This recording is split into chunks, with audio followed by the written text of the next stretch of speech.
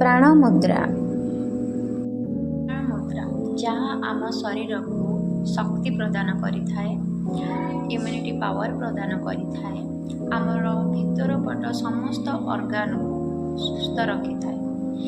ଆମକୁ ଏହା ପ୍ରଥମରୁ ଯଦି ଆମେ ଏହାକୁ ଆମ ଜୀବନରେ ଗ୍ରହଣ କରିବା ତାହେଲେ ହୁଏତ ଆମ ଆଗାମୀ ଜୀବନରେ କୌଣସି ପ୍ରକାରର ରୋଗର ସମ୍ମୁଖୀନ ଆମେ ହେବା ନାହିଁ। ତେଣୁକରି ତା'ର କିଛି ସାବଧାନ ବି ମୁଁ ଆପଣଙ୍କୁ କହିବି ଏବଂ କରିବାର ଉପାୟ କହିବି ଏବଂ ସମୟ ବି ଆପଣଙ୍କୁ ମୁଁ କହିବି। ଆପଣ ମନେ ରଖିବେ ଏବଂ ମୋ କହିବା ମୁତାବକ ଆପଣ ଅଭ୍ୟାସ କରିବେ। ପ୍ରଥମେ ସକାଳୁ ଉଠିବେ, ଗୋଟେ ମୋଟା ଆସନ ବନେଇବେ।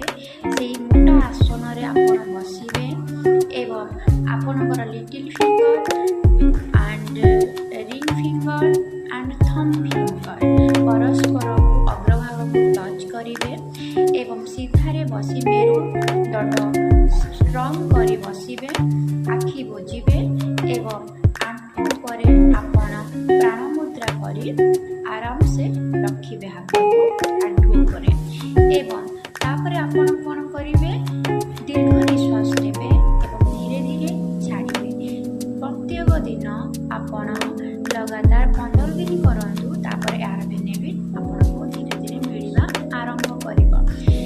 କିନ୍ତୁ ମୁଁ ଆପଣଙ୍କୁ କହି ରଖିବି, ଯଦି ଆପଣଙ୍କର ଦେହ ଅସୁସ୍ଥ ଅଛି, ଆପଣ ବସି ପାରୁନାହାନ୍ତି, କୌଣସି ପ୍ରକାର ରକା ଅଛି, ତେବେ ପ୍ରାଣମୁଦ୍ରା ଆପଣ କରିବେ ନାହିଁ।